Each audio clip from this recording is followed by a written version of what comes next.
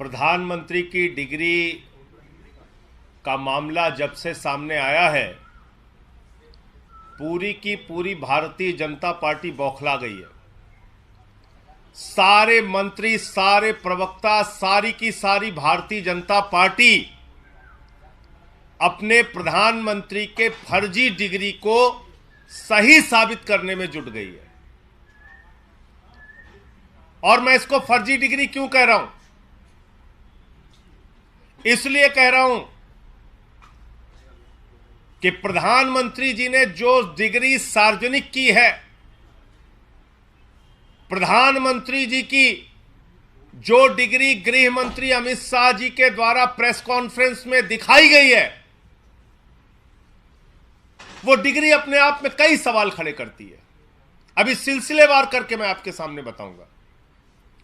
लेकिन एक बात बहुत स्पष्ट है कि भारत के चुनाव आयोग का नियम यह कहता है कि अगर आप अपनी संपत्ति के बारे में कोई गलत जानकारी देते हैं, अगर आप अपनी डिग्री के बारे में कोई जानकारी गलत देते हैं, तो आपकी सदस्यता रद्द हो सकती है। यानी भारत के प्रधानमंत्री की डिग्री जांच करा ली जाए, वो फर्जी निकलती है, तो मोदी जी की सदस्यता पूरी तरीके से रद्द हो जाएगी।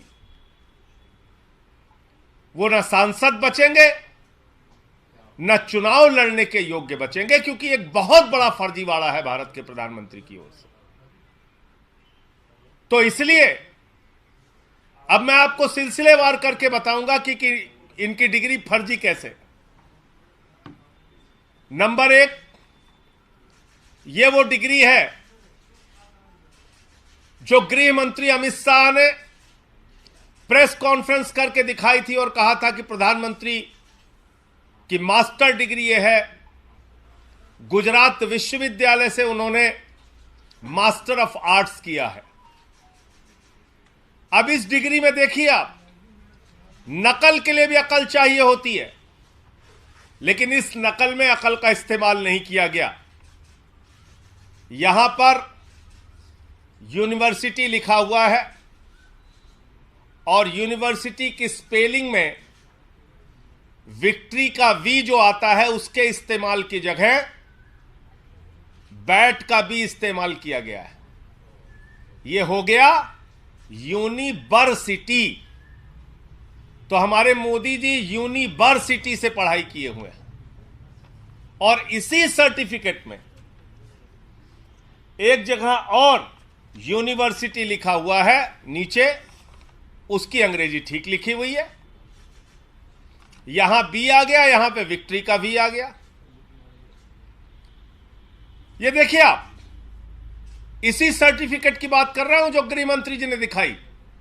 दूसरा, मास्टर ऑफ आर्ट्स जिस फॉन्ट के अंदर लिखा गया है, जिस फॉन्ट में, यानी कि जिस लिपि शैली में मास्टर ऑफ आर्ट्स लिखा गया है, इस लिपि शैली की शुरुआत 1992 में हुई है। यह फॉन्ट, यह लिपि शैली, मास्टर ऑफ आर्ट्स जिसमें लिखा गया है, यह लिपि शैली आई है, यह फॉन्ट आया है 1992 में। और प्रधानमंत्री जी का क्या दावा है कि उन्होंने 1983 में ही एमए पास कर लिया था। यह है दूसरा सवाल। अब तीसरा सवाल और सबसे बड़ा सवाल यह है प्रधानमंत्री जी का।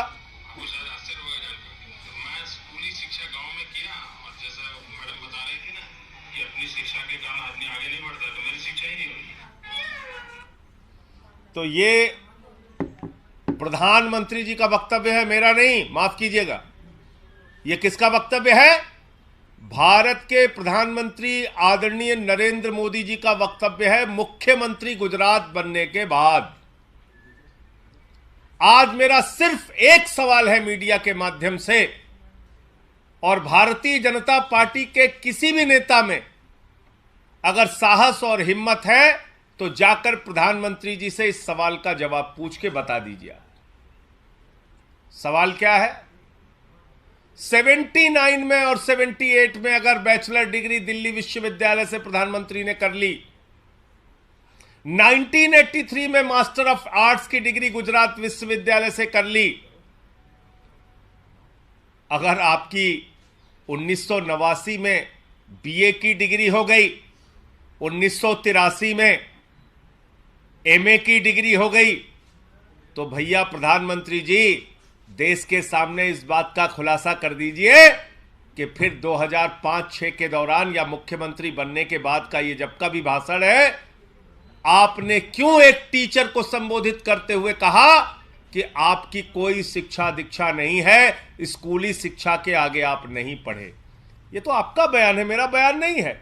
ये बयान तो आपने दिया है प्रधानमंत्री जी, ये बयान आपका है, मेरा बयान नहीं है। मैं स्कूली शिक्षा गांव में किया, और जैसा मैडम बता रही थी ना कि अपनी शिक्षा के कारण आदमी आगे नहीं बढ़ता, तो मेरी शिक्षा ही नहीं हुई। मेरी शिक्षा ही नहीं हुई, ये नरेंद्र मोदी जी गुजरात के मुख्यमंत्री बनने के बाद कह रहे हैं एक टीचर को संबोधित करते हुए। तो भैया जब आपने 79 में बीए कर लिया, 83 में एमए कर लिया, फिर 2005-6 में आप क्यों झूठ बोल रहे हैं? इसका मतलब ये सच बोल रहे थे मुख्यमंत्री रहते हुए, जो उन्होंने कहा वो सच था, वो सच था। उसके पहले के जो उनके डिग्री के खुलासे हैं वो झूठे हैं, गलत हैं। और इसी तरीके से उन्होंने यूनिवर्सिटी से पढ़ाई की है, इंटायर पॉलिटिकल साइंस में यूनिवर्सिटी से पढ़ के आए हैं मोदी जी। तो इसलिए गुजरात हाई कोर्ट का जो फैसला आया वो अपने आप में बड़ा ही चौंकाने वाला है, हास्यास्पद है कि सीआईसी ने ऑर्डर दिया था डिग्री दिखाने के लिए, गुजरात का विश्वविद्यालय गया हाई कोर्ट में कि डिग्री ना दिखाई जाए, और गुजरात के हाई कोर्ट ने जुर्माना कर दिया अरविंद केजरीवाल जी के ऊपर, जिसका कोई लेना देना नहीं। वो गए भी नहीं अपील में। तो इसका मतलब दाल में काला नहीं, पूरी की पूरी दाल काली है। और नकल के लिए भी अकल चाहिए, उस अकल का भी इस्तेमाल यह डिग्री दिखाते समय नहीं किया गया है। और बीजेपी की सारी लीडरशिप और स्वयं प्रधानमंत्री जी जवाब दें कि 79 में अगर आपने बीए किया, 83 में आपने एमए किया, तो 2005-6 में आपने क्यों कहा कि आपने कोई शिक्षा स्कूली शिक्षा के बाद नहीं की है? अर्थात या तो आपकी डिग्री फर्जी है या आपका बयान झूठा है, दो में से एक ही बात हो सकती है। आपका कोई प्रश्न हो आप पूछ सकते हैं। आप लोग सवाल उठा रहे हैं, बीजेपी का बता रहे हैं, बीजेपी के लोग कह रहे हैं कि ये सवाल इसलिए उठाए जा रहे हैं क्योंकि जो भ्रष्टाचार के मामले में ध्यान रखाया जा सके। और देखिए, भ्रष्टाचार के मामले में क्या बोला जाए? भ्रष्टाचार तो मोदी जी के साथ आसमान में घूम रहा है। इस भ्रष्टाचार का जवाब कौन देगा?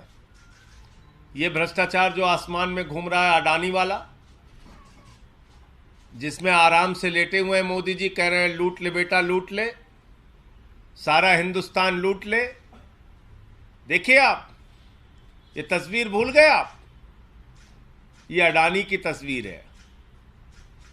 अपनी राजनीतिक सत्ता को बचाने के लिए नरेंद्र मोदी जी ने अडानी के माध्यम से अपनी आर्थिक सत्ता खड़ी की और एक ही व्यक्ति को कोयला दे दिया, गैस दे दिया, बिजली दे दिया, पानी दे दिया, सड़क दे दिया, स्टील दे दिया, सीमेंट दे दिया, सीपोर्ट दे दिया, एयरपोर्ट दे दिया, आकाश से पाताल तक सब कुछ दे दिया, 2.5 लाख करोड़ का कर्जा दे दिया, 86,000 करोड़ का कर्जा माफ कर दिया। और उस अडानी ने क्या किया? 38 फर्जी कंपनियां दुनिया के तमाम देशों में अपने भाई के साथ मिलकर खोली। अकेले एक पते पे 6 कंपनी खोलकर मॉरिशस से 42,000 करोड़ रुपए अडानी की कंपनी में लगाया गया। ऐसे लाखों करोड़ रुपए का घोटाला और भ्रष्टाचार और काला धन अडानी की कंपनी में लगा है, जिसके हवाई जहाज में बैठकर भारत के प्रधानमंत्री घूमते हैं। आज तक इस घोटाले पर जेपीसी क्यों नहीं बनी? सारी की सारी पार्लियामेंट की पार्टियां एक स्वर में मांग कर रही हैं, जेपीसी बनाओ, जांच तो कराओ।